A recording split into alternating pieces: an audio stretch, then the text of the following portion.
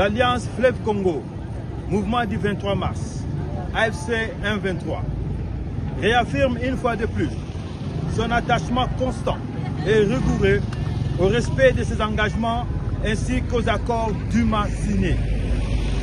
L'histoire retiendra qu'à ce jour, l'AFC 1-23 a honoré une décision difficile, le retrait total de son unité d'observation et de monitoring, laquelle assurait la sécurisation de la ville d'Uvira et sa population dans l'attente de la remise et reprise de la ville libérée avec la force neutre.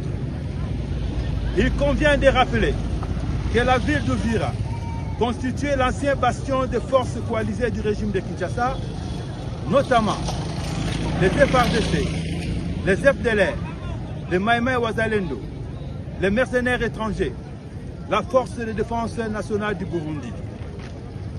Uvira servait alors de quartier général à partir duquel étaient planifiés et menés des bombardements répétés contre nos positions et contre des zones densément peuplées du sud Kivu, y compris Minembwe.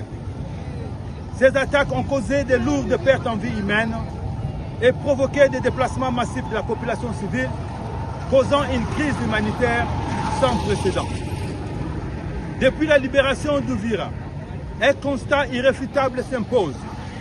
La population vit en paix, vaque librement à ses occupations en toute quiétude, sans tracasserie, sans vol, ni exaction.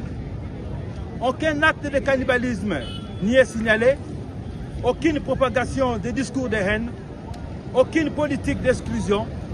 L'ordre, la sécurité et la dignité humaine ont été rétablis.